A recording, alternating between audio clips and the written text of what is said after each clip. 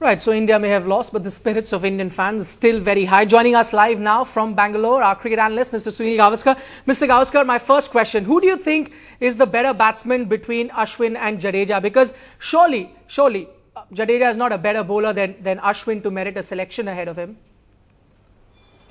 Well, Jadeja has not really been a T20 player. I mean, if you have seen the performances in the last, couple of years, of the IPL, etc. You know that as a bowler, he is going to be taken for runs because he's very predictable. He doesn't have any variety. He's a good line and length bowler for test matches. Again, more as a restrictive bowler rather than a wicket-taking bowler. But for the T20 format and even for the 50 overs format, he is so predictable. He's going to go for sixes. He's not just going to go for runs, he's going to go for big sixes. And if you're going to have a situation where 9 runs are required and you give the ball to Jadeja, one of the 6 balls is definitely going to go for a 6. And that's what happened. When 6 were needed, well, less than 6 were needed, Shoaib Malik hit that ball for a 6. So yes, I think Ashwin definitely is, with the bat, has shown that he's batting well. As a bowler, he's probably fallen off just a little bit. But there you are. I think if you don't learn from the past, I don't think there's much hope for the future. Right. Those are not very encouraging words. But, you know, MS Dhoni used his fast bowlers. They looked very menacing on this track. In the end, it was, I guess, between Jadeja and Yuvraj Singh. Who would have you given the ball to? Well, Yuvraj, with his form, I would have given him the ball for the simple reason that, you know, he had the confidence. Yes, he was taken for a few runs when he banged the ball in short. And I think, again, credit to the Pakistanis because they had seen that the Englishmen were rushing down the pitch to Yuvraj and then therefore not reaching the ball and then still carrying on with the shots and then holing out in the deep. Because these were short balls. And so what they did was they stayed back, they hung back and waited for those short balls. With the angle that Yuvraj creates, pulling the ball over mid-wicket is easy. And that's what they did. And that's one of the reasons Yuvraj was probably not as effective as he was against the Englishman. But still, I think I would have you know, given Yuvraj a ball. Right, another blunder, if one is allowed to call it that, you know, Virat Kohli coming in to bowl. I understand giving him 1 over just to change things a little bit, but it was the second over, especially when Pakistan were on the ropes, to have allowed them to come out of that pressure. Exactly. I think Ishan Sharma with the new ball should have been given the ball. I think this is where, you know, sometimes when you try non-regular bowlers when nothing's happening. You don't try non-regular bowlers when wickets are falling and the batsmen are under pressure. Non-regular bowlers just allow the pressure to be taken off. Non-regular bowlers allow you to pick the 1s and 2s, the occasional boundary. The non-regular bowlers are not going to be accurate as far as line and length are concerned. And while in the test match situation, if you have 600 runs on the board, you can afford to bring in a non-regular bowler, not when you've only got 130 runs on the board. So I think that was completely, you know, I mean, it didn't make any sense. And it actually took away the momentum from India. It allowed, you know, it was almost like taking the foot off the neck of the opposition. That's what happened bringing Kohli on. Right, the only positive probably for India would have been the debut of Bhuvneshwar Kumar. He's not very quick as far as the speed gun is concerned, but one of those bowlers who's probably proving that as long as you can swing the ball, pace really doesn't matter. Yes, that's right. I think at the highest level, it's the movement of the surface that tricks the batsman.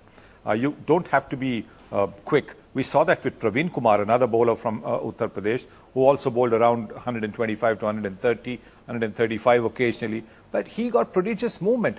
And when you have prodigious movement, the batsman cannot always get to the ball. And that's what happened with Bhuvneshwar Kumar. He started at about 125 Ks, and then as he grew in confidence, he went up to 130, 132 Ks. Now look, he's a young man. I think the more confident he gets with more international exposure, I think he'll add a little bit to his pace. I don't think he'll add too much to his pace, but if he's bowling at about 134, 135 and getting the ball to do what he's doing over here, he'll be a handful. All right, we look forward to seeing him in the future. But one player who was really quick with the ball was that 7 feet 1 inch Mohammad Irfan from Pakistan. You'd need to now give some advice to a vertically challenged batsman. How does one play someone coming from that height? You would know, you've played a few West Indian in your time. Well, basically, I think the fact that he bowled that length, and I think this pitch certainly had something for the quicker bowlers. I think there was a fair grass covering.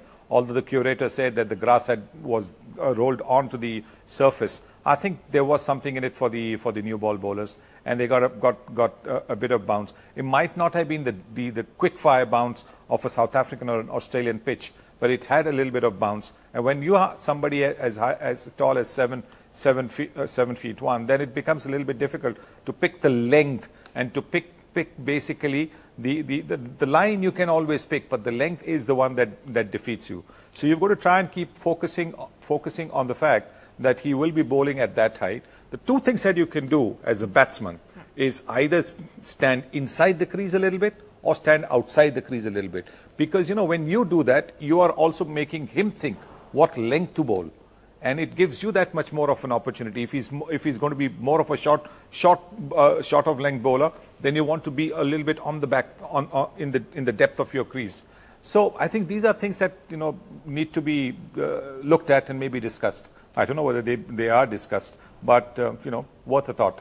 All right. Now, before this series started, we were talking to you. We were looking at players that will be the X factors. You had picked Hafiz, and sure enough, he did really well today for his team. But Shoaib Malik, you know, the way he performed today, equally good in those conditions, and should take the credit as well for that win. Oh yes, because, you know, he was the one who helped Hafiz to steady the ship. The two of them, it was their partnership, because at that stage, Pakistan were on the ropes. And it was their partnership that lifted them, gave them some breathing space. They had some batting later on. There was Afridi, there was Kamran Akmal got out early. Umar Gul can use the long handle and, you know, hit the ball. So they had a little bit of batting left. So it was important for India to break through at that stage. That didn't happen, mainly because of Shoaib Malik and Mohammad Hafiz's partnership. But Malik, being the senior player, guided Hafiz quite nicely. India's #1 news app just got even better. Download NDTV's new app. Fully optimized for retina display. Full screen view. Faster response time.